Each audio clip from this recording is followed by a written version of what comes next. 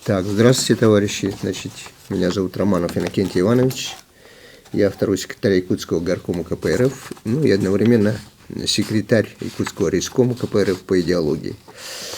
Вот у нас в этом учебном году, имеется в виду партучеба, значит, мы до Нового года не получилось сейчас, значит, вот решили провести ряд занятий с января месяца и по апрель месяц. Ну, причем у нас тут будут 3 формы. Значит, отдельно я сделаю тематику для первичных партийных организаций. Они тоже вот как бы должны. Так, может быть, мы их тоже будем собирать там группами. Так. Отдельно у нас есть, значит, курсы, которые ведет профессор Филиппов. Ну, в основном у него тематика будет, вот у него 4 основных занятия тоже и семинары по марксизму. У него, вот, как говорится, основные наследия Маркса и Энгельса. Так, и третье, вот школа молодого коммуниста, так называемая, так. Это буду вести я занятия. На эти занятия должны будут приходить молодые коммунисты, вступившие недавно в партию, и комсомольцы. Вот. И, значит, у меня тоже 4 крупных темы будет. Вот. Ну, мы постараемся их до апреля рассмотреть, хотя бы в общем порядке. Так, сегодня у нас вот, ну, вводная тема у Лазаря Степановича 15 января была, так, вот. А сегодня 22 января, значит, вот мы начинаем первую тему. Ну, насколько мы ее продвинемся, сейчас вот посмотрим. Значит, она называется «Основа марксизма-ленинизма». Ну, крупная тема, конечно, так. Состоит из 4 вопросов. Ага, заходим. 4 вопроса. Первый вопрос. 3 источника и 3 составных части марксизма. Вот сегодня их постараемся вкратце рассмотреть. Затем диалектический материализм, исторический материализм и марксистская политэкономия. Но это, честно говоря, значит, вот эти вопросы, скорее всего, большей частью вы будете слушать у Лазаря Степановича. Будете ходить к нему на занятия, и он будет, я думаю, более подробно рассказывать об этом. Так, следующая тема у нас будет по плану 12 февраля. Ну, вот я говорю о своих занятиях, да? Будет называться «КПРФ о глобализме как современном этапе империализма». И там 3 вопроса тоже. Империализм как высшая стадия развития капитализма. Второй вопрос. Трансформация империализма, двоеточие, переход к глобализму. И третий вопрос. Эволюция глобализма.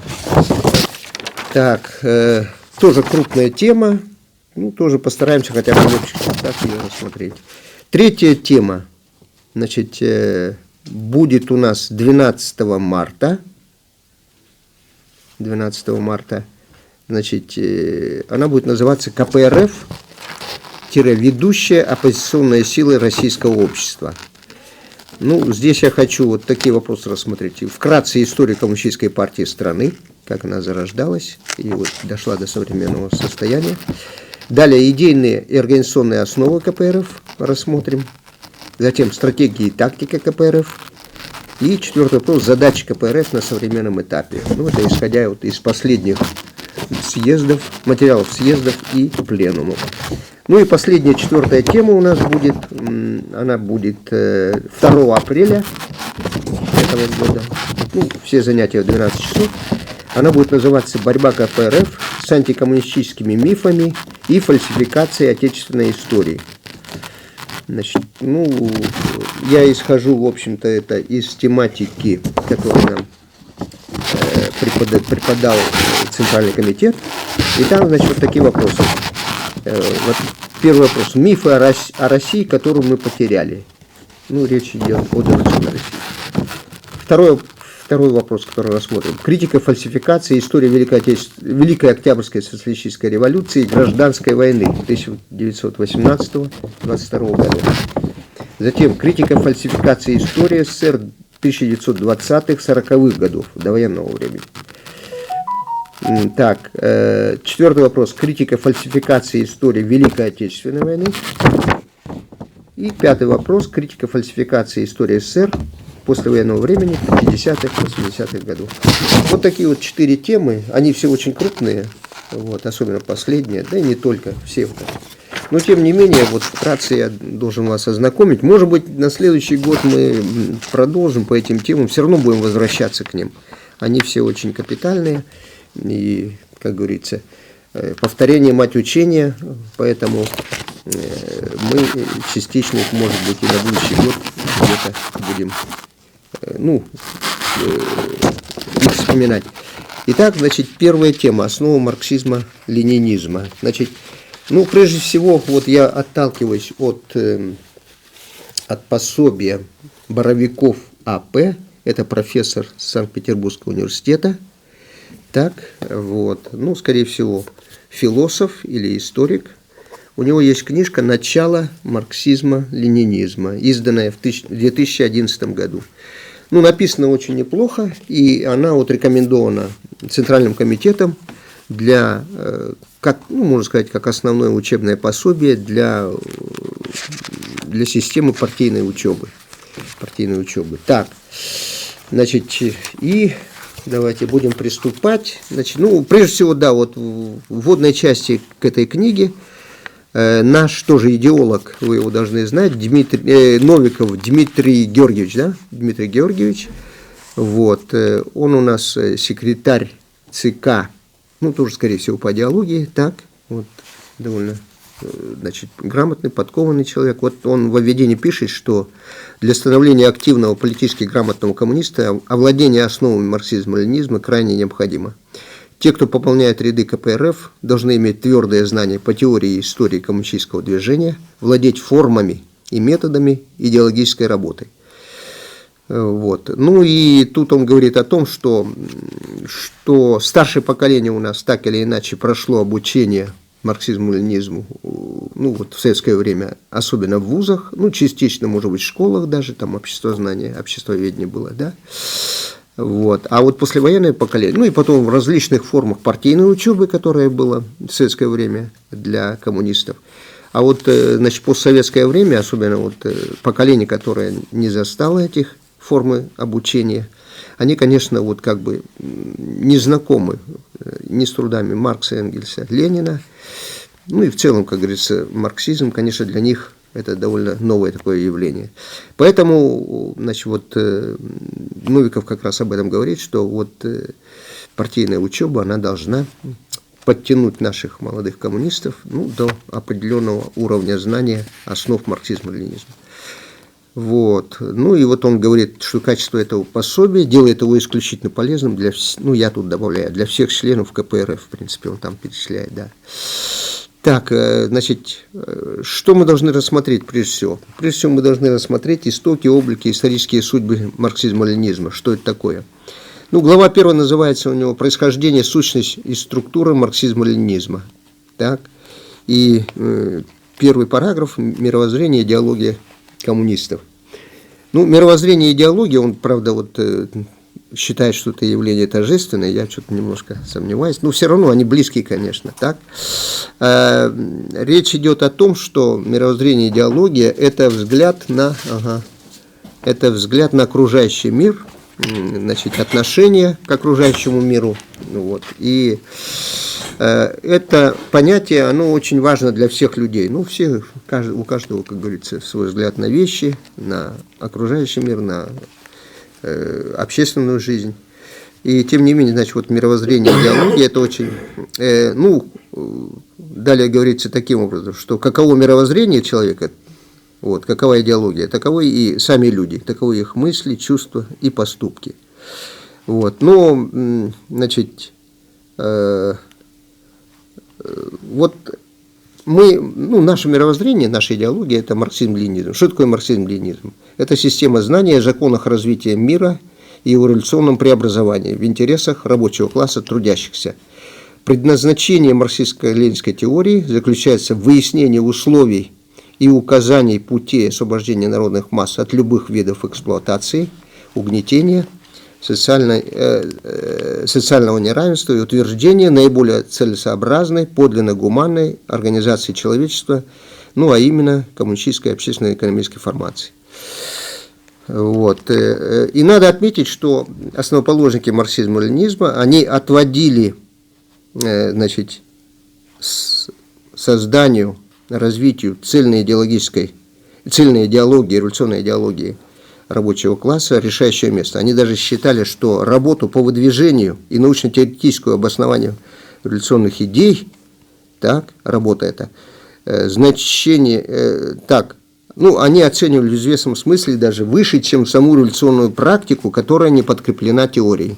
Вот если она, вот мы, как говорится, если будем действовать, не отталкиваясь от основных, как говорится, законов, открытых Марксом, Энгельсом, Лениным, так, то мы немножко будем путаться, и, конечно, у нас, ну, как говорится, практика будет слепа. Вот. Ну, с другой стороны, есть понятие, что теория сама по себе, если она в отрыве от народных масс, она мертва. То есть сама теория тоже не может жить сама по себе, она должна соединиться с народными массами. Вот так. И поэтому, значит, вот об этом же говорил, ну, дело в чем, если теория верна, то, значит, народные массы, ну, рабочий класс, в частности, действует грамотно и достаточно успешно. Если теория ошибочна, то так или иначе, значит, народные массы, рабочий класс и так далее, они приходят в тупик в конечном итоге, и эта теория может завести их, конечно, ну, действительно такой и практический, и теоретический тупик. И они, и, в общем-то, ну, падут под ударами, как говорится, противоположной идеологии, буржуазной, скажем. Так, теперь, ага, так. Сейчас, ну, еще, значит, вот говорили, что, ну, если народ, допустим, ну, Маркс говорил образно, да, если народ, вот, не обогащенной теорией там и так далее, выйдет на протесты и так далее, то власть может выкатить пушки и разгромить эти, значит, народные массы несколькими залпами. Об этом Наполеон в свое время говорил тоже, как артиллерист, да, вот. А вот если, значит, будет создана теория, идеология, которая проникнет в умы и сознание людей, то, как говорится, она уже, что называется, сядет в подкорке, как говорится, и выбить ее оттуда никакие власти не смогут. То есть люди будут вооружены теоретическим знанием, они будут понимать, что, значит, история развивается по таким-то законам, и так или иначе победа будет за народными массами. Ну, тут сам Боровиков говорит, что, значит, идеология – это своего рода динамит, да, который может взорвать общественный строй. Так. Ну и вот поэтому революционную теорию сейчас основоположники рассматривали как могучее духовное интеллектуальное оружие борьбы, позволяющее верно осмысливать жизнь, намечать эффективную стратегию и тактику действий. Ну, а Ленин в свое время говорил, что без революционной теории не может быть революционного движения. И что роль передового борца может выполнить только партия, руководимая передовой теорией.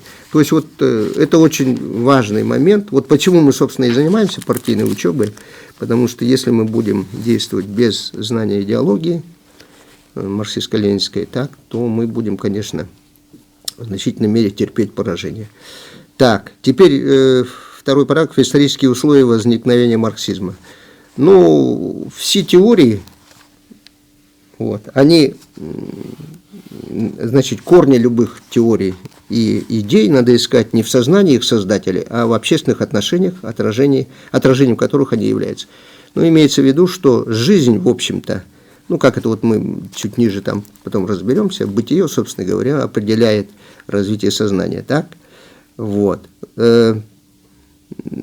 И поэтому новые идеи и теории, кстати, всегда возникают там и тогда, где и когда в жизни людей начинается разложение старых порядков и складываются предпосылки для новых порядков. И делаются необходимые, связанные с ними изменения. Вот. Так, ага. Ну, еще говорится о том, что, значит, марксизм, конечно, возник он в 40-е годы XIX века, так, вот. Но и возник он закономерно. Вот, марксизм – это не случайность, а глубокая историческая закономерность. Так? Произошло из-за чего, значит, вот возникновение этой теории? Потому что, во-первых, созрел капитализм до определенного уровня, он уже, как говорится, в 40-е годы, к середине XIX века, он уже выглядел достаточно уже окрепшим, уже одержавшим победу в передовых странах над феодализмом. Поэтому как бы основные вот черты, особенности капитализма уже были налицо. С одной стороны, и с другой стороны вырос рабочий класс, который нуждался, вот рабочий класс, который постепенно, он там, конечно, креп, сначала он был разъединен, воевал с машинами, там, значит, в общем,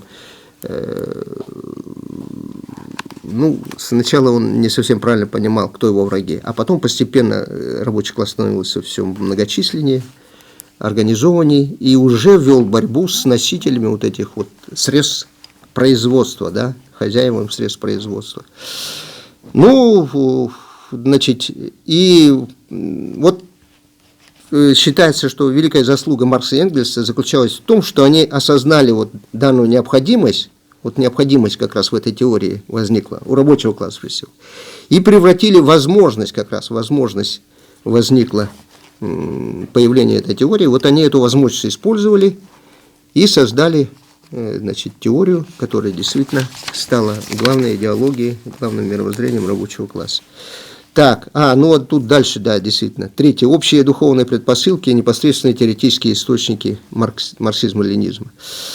Ага, так. Ну вот я говорил, не только объективная действительность, значит, выдвигает идеи, так, вот, изменения, в старые порядки меняются на новые и так далее. Ну и вот определенный должен быть какой-то идейный потенциал, идейное наследство, на котором строятся новые идеи. Идеи не вырастают вот с пустого места, взяли Маркс и Энгельс и придумали вот свою идею. Нет, они отталкивались от двухтысячелетнего, если не более, там, тысячелетнего опыта человечества, которое накопило вот эти идеи. Ну, а до этого там утопический вот социализм, сейчас подойдем к нему и так далее, да, вот.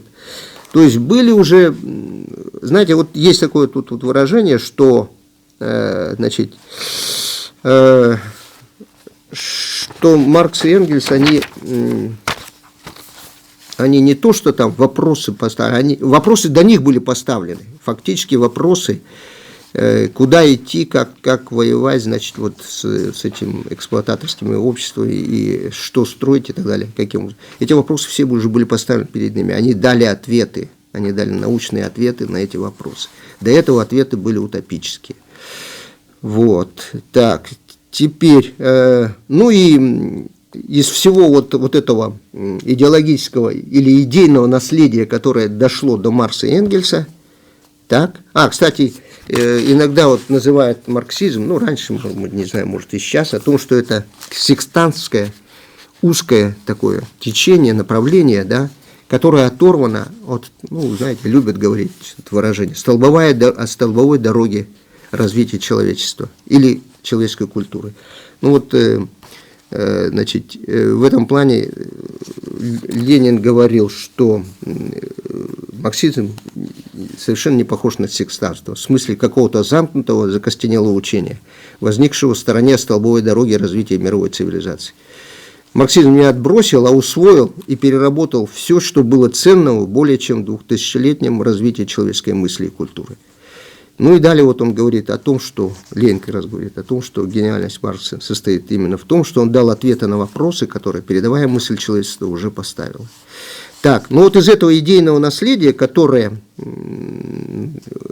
получили Маркс и Энгельс, значит, они отталкивались от, ну, как бы три основных главных течения выделяют в общественном знании XIX века, которые явились непосредственными теоретическими источниками марксизма-ленинизма. Это классическая немецкая философия, классическая английская политическая экономия и французский и английский социализм. Ну вот первое, что мы рассмотрим, это вот первый источник, да, вот три источника. Вот первый источник – это классическая немецкая философия. Ну, я вам должен сказать, что Маркс и Энгельс, да, это граждане Германии, да, ну, тогда еще тогда еще раздробленной Германии, она только в 1971 году, после победы над Францией, Бисмарк и так далее, они вот создадут Второй рейх. Первый рейх там был еще в средние века, Барбаросса и так далее. Третий рейх вы знаете, который мы разгромили в Великой Отечественной войне. Сейчас четвертый пытается. Нет, четвертого они уже не пытаются. Вот, значит, Маркс родился в городе, небольшом городе Рейнском Трире, так, сын адвоката, вот, еврей по национальности, но они перешли в протестантскую веру, так, вот. И Маркс он учился сначала в Боннском, потом в Берлинском университете. Ну, тогда студенты могли, значит, он ходил на разные курсы и, в принципе, закончил университет берлинский подготовкой диссертации на доктора, кстати, сразу на доктор подготовил, так, докторскую диссертацию по философии. Ну, у него там, он сравнивал, значит, философию Эпикура и Демокрита, так, это, в общем-то, ну, обратился, вот, как говорится, к философским корням материализма и идеализма, так, и вот, значит, уже в 25 лет он был доктором наук, вот, и вскоре женился кстати, на дворянке, значит, Жене фон Вестфален. Ну, Вестфалены – это дворянский род немецкий, так, вот, красавица из Трира. А Энгельс родился в городе Бремене, если я не ошибаюсь, так, значит, Маркс родился в 1818 году, прожил 65 лет, умер в 1983 году. А Энгельс родился в 1820 году, ну, они примерно ровесники, и прожил на 10 лет больше, 75 лет, в 1995 году он умер. Вот. Еще Владимир Ленин мог с ним встретиться, но не сложилось, что называется, так. Вот. Но он встречался, Ленин, с детьми Маркса, с дочерьми, там, с его зятем, там, и так далее. Вот он во Франции когда ездил.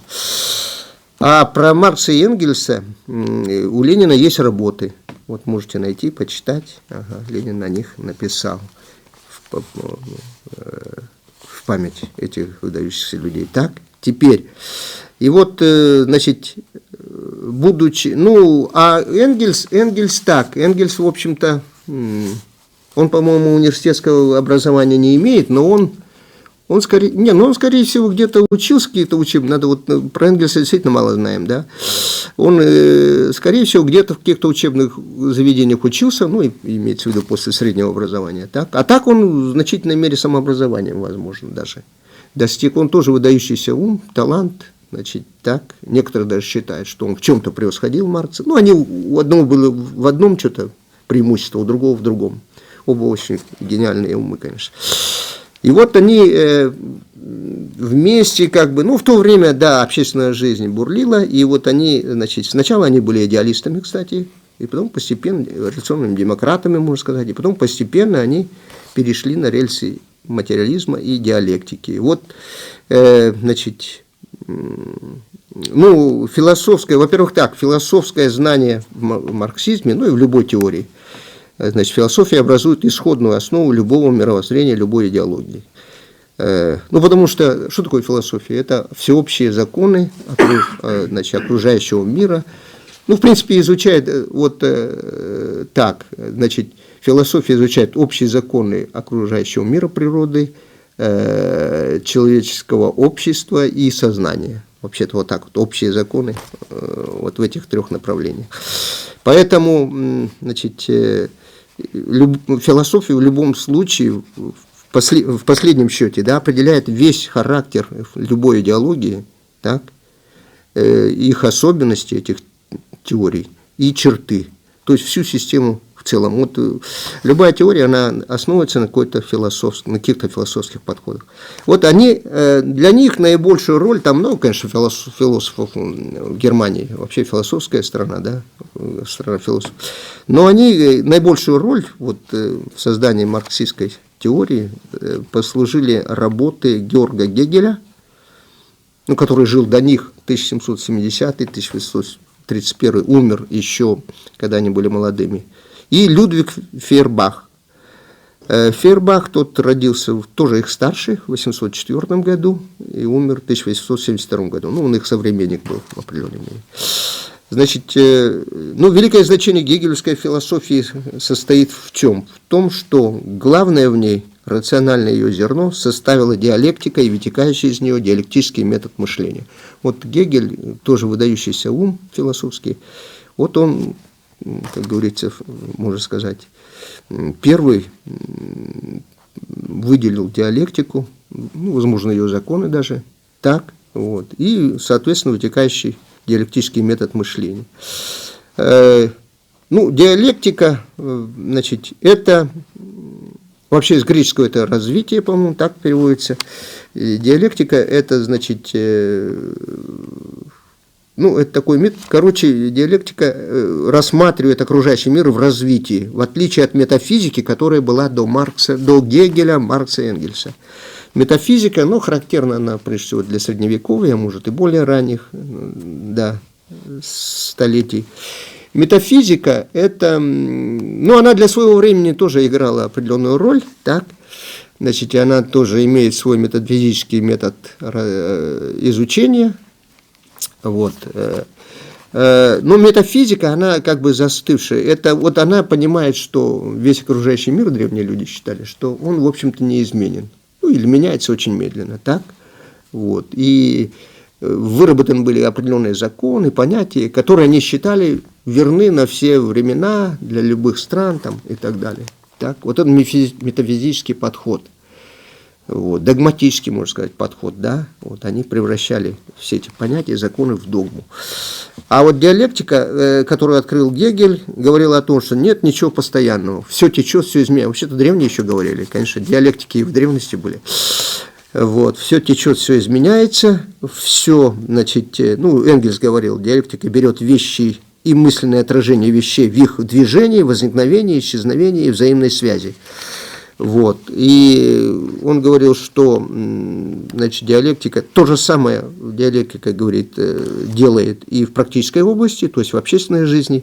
История, как и познание, не может получить окончания в неком совершенном состоянии общества, в каком совершенном обществе, да. Для диалектики нет ничего раз навсегда установленного, безусловного. Так, вот. Ну, и, значит, вот, ну, у Гегеля, вот, наряду с его достижением, вот, открытием, да, диалектики, диалектического метода, у него был существенный недостаток, он был идеалистом. Вот. Так как, в принципе, он, значит, свое открытие, свой метод и так далее, он его переворачивал, ну, вернее, у него мир стоял на голове, потому что он считал, что окружающий мир, хотя он и развивается по диалектическим законам, но это действие некой идейной, значит, субстанции, да, мирового духа, вот, абсолютной идеи.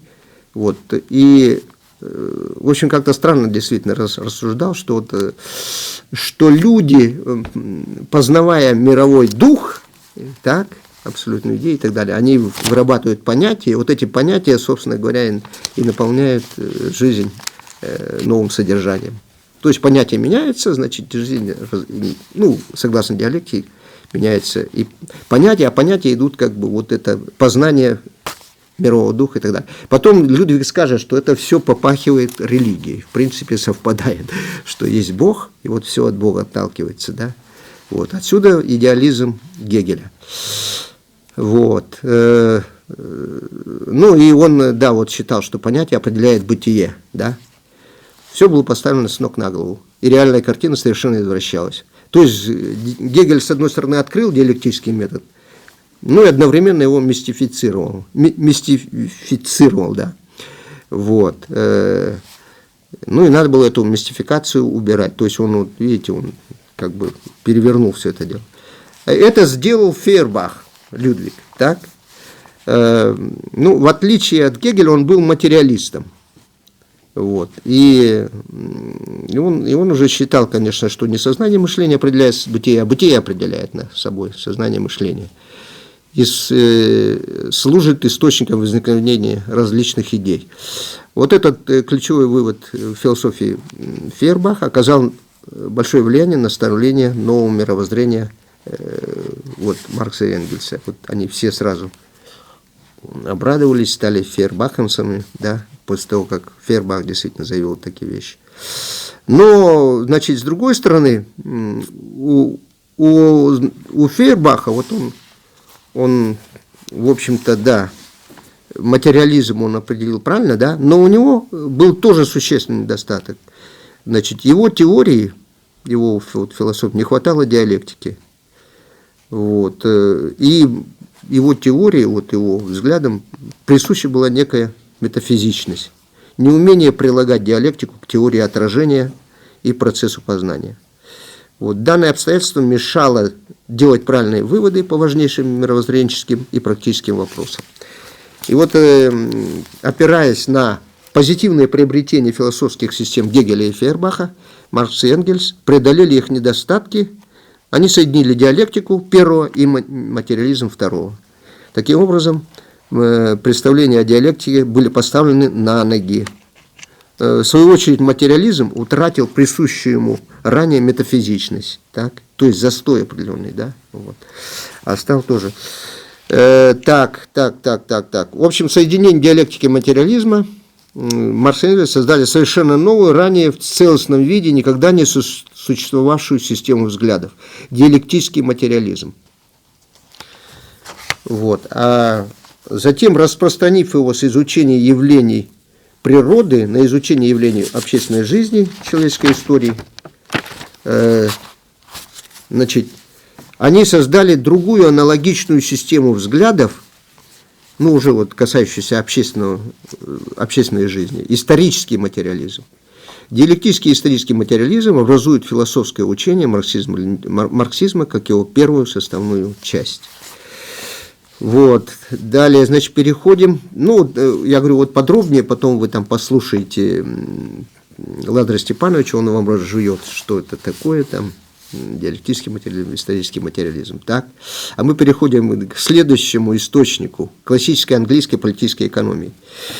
Но наличие экономического знания в марксизме определяется тем, что согласно историческому материализму, вот, их же учению, да, конечная причина и решающая сила всех важных исторических событий заключается в экономическом развитии общества, в изменениях способа производства, распределения, обмена и потребления материальных благ. Вот, значит, и это требовало самого тщательного познания экономических факторов в жизни людей. Причем в отличие от конкретной экономики, так, вот, политэкономия, политическая экономия изучает глубинные хозяйственные процессы, происходящие в обществе. Классическая английская политическая экономия и дала необходимый исходный материал для экономических взглядов к марксизму. Ну, то же самое, вы знаете, политэкономов, может быть, тоже немало, но наиболее выдающиеся, они, конечно, использовали труды наиболее выдающихся представителей английской классической политэкономии. Это Адам Смит, жил в XVIII веке, то есть до них еще, 1723-1790 год. И Давид Рикардо, так, жил, ну, он там, он умер незадолго до их, как говорится, появления, да, вот, наших основоположников. Давид Рикардо, он конец 1772-1823 годы. То есть сразу видно, да, что эти два выдающихся политэконома, они жили в период раннего развития капитализма, раннего этапа, так. Вот, потому что мы говорим, вот более-менее развитую картину, развитую, значит, свое строение капитализм получил где-то в 40-е и 50-е годы. Но они вот до этого не дожили. И они поэтому анализировали вот этот ранний этап капитализма. Классическая политическая экономия есть теория буржуазии. Так? Она возникла и сложилась, когда буржуазия была восходящим классом. В то время буржуазия нуждалась в неискаженном научном изучении экономической жизни общества. Вот их труды, они как бы носят такой научный, действительно, ну, действительно научный характер, да, вот. Ну, со своими вот сейчас недостатками, сейчас о них укажем. С позиции капиталистических производственных отношений классическая политэкономия дала обстоятельную критику пережитков феодальных форм экономической жизни. Ну, они ругали предыдущий строй, как это всегда бывает, да. Вот. Она обосновала необходимые для утверждения капиталистической экономики меры. Это свободу конкуренции, ограничение вмешательства государства в хозяйственные дела, отмену привилегий крупных земельных собственников, устранение многочисленных цеховых регламентаций. Ну, это все пережитки феодализма еще. Так, вот. Классическая политэкономия подвергла пересмотру теории своих предшественников, меркантилистов. Ну, меркантилисты от итальянского мерканте, это торговец, купец, торговля в целом, да, вот. Значит, меркантилисты, которые являлись идеологами торгового капитала, и главное внимание уделяли сфере обращения, а не производства. Вот. А, значит, классическая политэкономия английская, наоборот, во главу угла поставила именно сферу производства. И тем самым, значит, положила начало изучению трудовой теории стоимости. Вот Маркс ведь отталкивался, вот эту вот теорию стоимости они уже придумали, там, ну, в смысле не придумали, а выявили, да, и так далее. И Маркс потом просто развивал вот их идеи. Так, вот они видели вот в трудовой теории стоимости, значит, основной пункт анализа капитализма. Вот все как бы отталкивается вот от этой теории. Классическая политэкономия предприняла даже первые попытки рассмотрения отдельных аспектов прибавочной стоимости. То есть это открытие вообще-то Маркса и Энгельса. Так. А она, вот эта политэкономия, указала на некоторые противоречия капитализма, в частности, такое важнейшее, как экономическую противоположность классов буржуазного общества. Так, буржуазного строя. Она, наконец, на пике своего развития вот, дошла до смутной догадки о приходящем характере капиталистических производственных отношений. То есть они уже, в общем-то, где-то догадывались, что капитализм тоже не вечен. Вот представляете, умы были, это в 18 веке еще.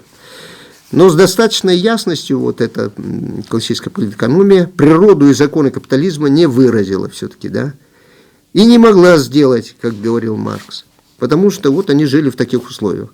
Ну, ибо, да, классическая политэкономия, как учение капиталистов, изначально присутствуют элементы буржуазной вульгарной политэкономии. Вульгарная политэкономия – это течение, занимавшееся восхвалением капиталистического строя. Так? Вот. Отсюда даже лучшие представители, то есть вот Смит и Рикардо, да, во многом оставались захваченными миром видимостей. Вот. Метод исследования классической политэкономии характеризуется в основном количественным подходом. Несмотря на смутные догадки о проходящем характере капитализма, классическая политэкономия, тем не менее, рассматривала его как коренящуюся в самой природе вещей истинную, разумную, абсолютную, вечную и окончательную форму человеческого бытия. То есть они все-таки считали, и вот до сих пор, да, капиталисты считают, что капитализм – это истинная, разумная, абсолютная, вечная и окончательная форма человеческого бытия. Лучше не может быть. Вот. Значит, а вот заложенные в буржуазных отношениях антагонизм, эксплуатация, угнетение, нищета трудящихся, они объявляли естественными и неизбежными. Ну, для них это, вот, видите, было. По мере того, как капиталистические противоречия неуклонно обострялись, а буржуазия становилась все более реакционной, шел процесс вульгаризации классической политэкономии. Практические интересы буржуазии совершенно оттесняют на задний план научный анализ. То есть вот уже после Смита и Рикардо, да, уже там последующие политэкономы и прочие теоретики капитализма, они уже вульгаризируют так, эту теорию. И, то есть они, в общем-то, уже занимаются защитой капитализма и идут на поводу у интересов крупного капитала, прежде всего. Так, дальнейшее научное развитие экономической теории стало возможным, то есть вот в определенной мере классическая политэкономия вошла в тупик. Дальше она не знала, значит, что же дальше-то делать. Вот. А вот дальнейшее научное развитие экономической теории стало возможным только вне рамок буржуазного кругозора, то есть на пролетарской, социалистической, коммунистической основе. Это и сделали Маркс с Энгельсом, использовав и переработав, значит, все... Так, сейчас... Все ценное из добытого классической буржуазной политической экономии. В результате такого использования, переработки и дальнейших глубоких всесторонних научных исследований капиталистического способа производства образовалось экономическое учение марксизма, как его вторая составная часть. Ну, кстати, вот потом, вот, забегая вперед, да, значит, Маркс, придавая вот особое значение, конечно, вот этому направлению этой составной части, вот он писал «Капитал». Ну, экономическая теория, она наиболее сложная. И это же корень всего развития человечества, способ производства. И вот Маркс посвятил себя этим. Но они, кстати, с Энгельсом, говорят, поделили потом изучение развития мира. Значит, Маркс изучал общественную жизнь, человеческую историю, можно сказать, да, а Энгельс природу. Ну, тем не менее, они занимались, как говорится, общими вопросами и так далее. Энгельс, кстати, был военным теоретиком неплохим, вот, об этом знает сидячий здесь Андрей Андреевич, да, вот, в общем, такие вот вещи. А вот Маркс, он, знаете, накопил огромный материал. Вот он в основном работал в Англии, жил в Лондоне большую часть жизни, вынужден был эмигрировать. Там работал в Британском музее, это библиотека, и вот переработал огромное количество книг, накопил огромное количество материалов, но смог написать только первый том. Кстати, вот когда он же говорил, что это снаряд, который они запустят в голову капитализма. Главное, как говорится, их оружие, капитал. Когда вышел первый том, они с женой, с Женей, да, думали, что вот произойдет чуть ли, будет взрыв и так далее. А «Капитал», во-первых, его надо прочитать, да, вот, и понять. Значит, реакция была довольно тихой сначала вообще.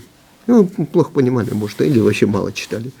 И особо, конечно, и вот они думали, да, что-то не получилось, вроде переворот сразу. Но потом пойдет, когда потом. И до сих пор, вы знаете, «Капитал» изучает этот.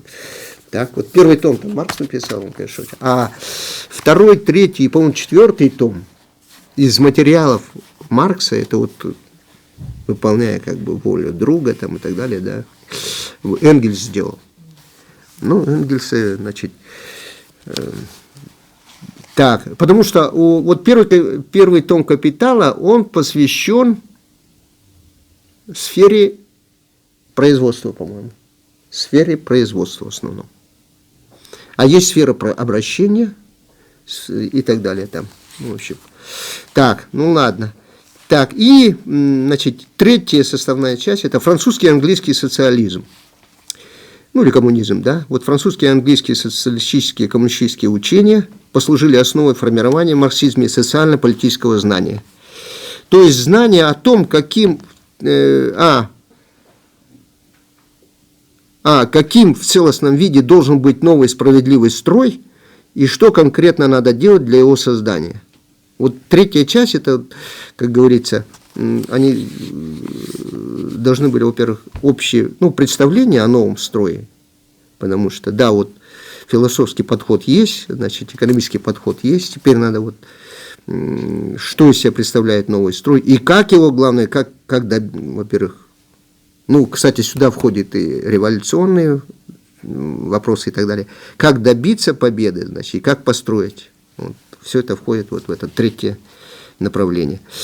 Идея социализма и коммунизма корнями своими уходит в глубокую древность. Она явилась реакцией трудящихся на эксплуатацию, угнетение, утвердившуюся в обществе с возникновением частной собственности и антагонистических классов, то есть рабовладельческого строя еще. Преемственная нить таких мечтаний пронизывает историю человечества на протяжении тысячелетий. Ну, потому что скажем, первые эксплуататорские общества возникли где-то чуть не 4-5 даже тысячелетий до нашей эры. Там, ну, там по разным моментам. Значит, так. Вот. Само понятие социализм-коммунизм образовались в конце XVIII века в Западной Европе в связи с событиями Великой Французской буржуазной революции. Они происходят от латинских слов. Ну, первое слово «социалис» – общественный, второе слово «коммунис» – общий. Так, вот. В широкое употребление оба понятия вошли в 30-40-е годы XIX века. Вот как раз когда Маркс и Энгельс вошли в зрелый возраст. Так, ну, значит, древние люди действительно создавали очень много разных мифов и сказаний о стремлении к справедливому обществу. Наиболее известное сказание об утерянном человечеством Золотом веке. Есть такое вот, да. Впоследствии фантазии вот эти вот все, ну, по мере развития человечества, они, значит, формировались в целостные теории, то есть в утопический социализм или коммунизм. Так, ну, тут он приводит Боровиков только одного ну, самых ранних утопистов приводит, так? Он одного приводит, Томаса Мора, английский мыслитель, гуманист Томас Мор. Жил в конце 15-го, начале 16 веков, 1478-1535. Но,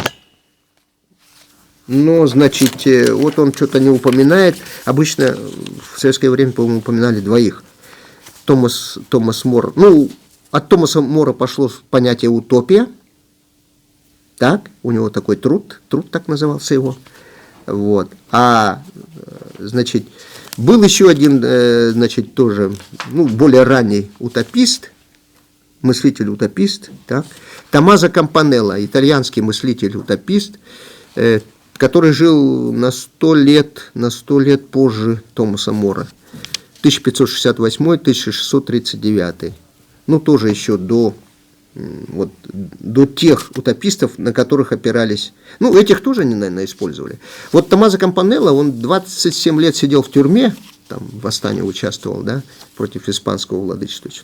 И там написал, видимо, в тюрьме написал известное произведение под названием «Город солнца». «Город солнца». Есть город золотой, помните, поет БГ, да, Борис Гребенщиков. Вот, и «Город солнца», да. А утопия в переводе с греческого «место, которого нет». То есть вот Томас Мор написал это произведение, в котором он там выводил определенное какое-то новое общество и так далее, да, но он указал, что это пока нет этого, да.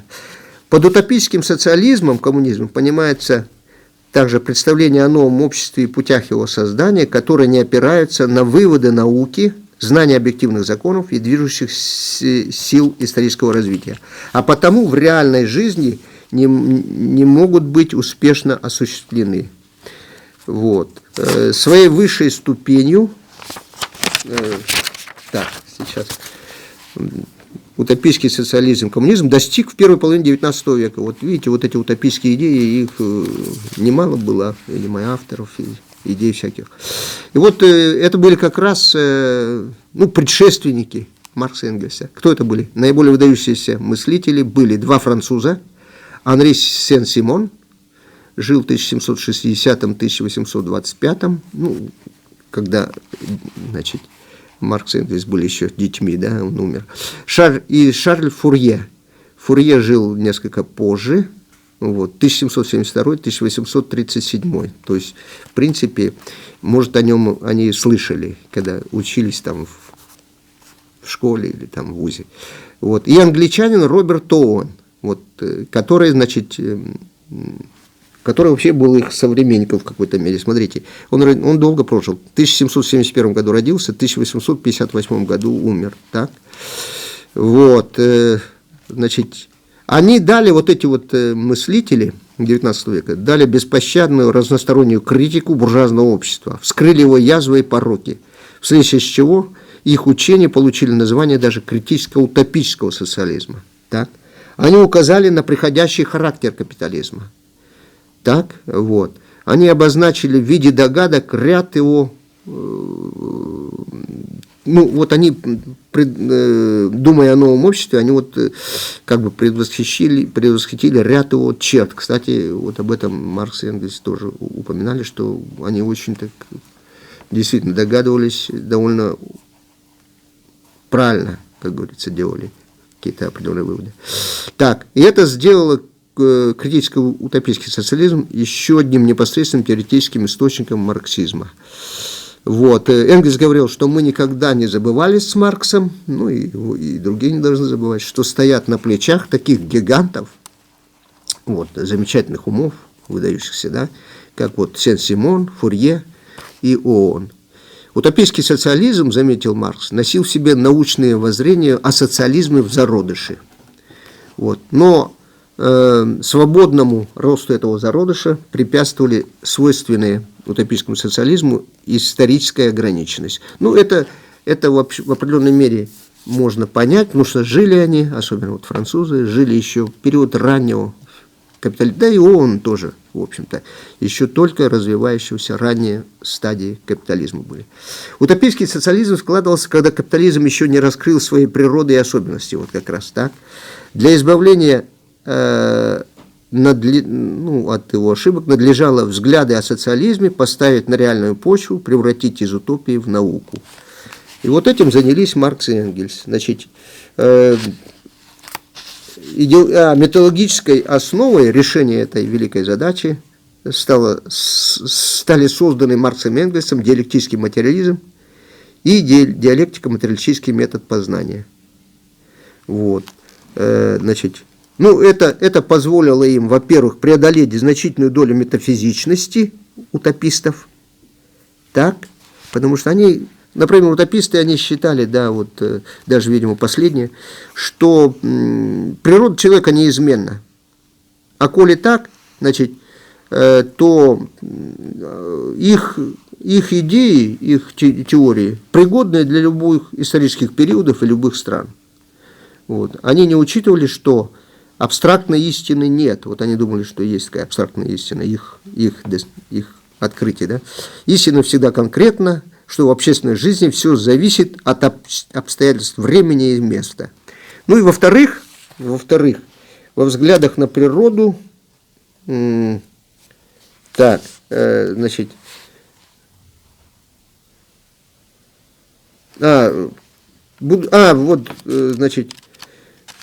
во-вторых, будучи во взглядах на природу материалистами, утописты были материалистами, тем не менее, да, вот, тем не менее, во взглядах на историю, общественную жизнь,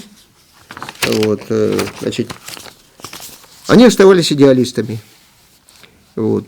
Свободной сознательной деятельностью людей виделась им наиглавнейшая причина исторического развития, что вот люди, ну, кстати, не они одни, это историки, вот тоже вот. Многие же считали развитие культуры, науки, развитие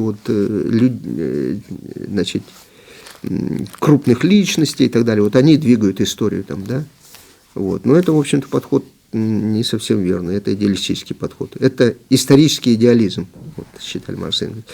Они создали, значит, создав теорию исторического материализма, Маркс и Энгельс сделали два великих открытия, превративших социализм из утопии в науку. Вот смотрите, что они сделали. Первое открытие – это диалектико-материалистическое понимание истории. Так, чего не было у утопистов, они идеалистами оставались все-таки, да. А вот, значит, Маркс и Энгельс, да, ну вот они, значит, пришли к выводу, что бытие определяет сознание, вот коротко говоря, да, то есть способ производства. И вообще производство материальных благ, оно первично, так, а сознание и другие идеологические моменты, это вторично. Это первое их открытие. И второе их открытие – это теория прибавочной стоимости. Вот которые когда-то, вернее, эти классики буржуазной политэкономии там догадывались что-то, да, ну вот, они ее развили, теория прибавочной стоимости. Вот два открытия. Кстати, об этом Маркс и говорил, что я, в общем-то, сделал два ну, мне принадлежит, он говорил, что ли, два открытия всего. Это материалистическое понимание истории и вот теория прибавочной стоимости. Но чего не стоили зато, да? Вот эти два, значит, открытия, они положили превращению, значит, учения утопистов в научную теорию. Так, ну на этом закончим, наверное, так? Потому что у меня тут заканчивается и время. Давайте на этом пока закончим.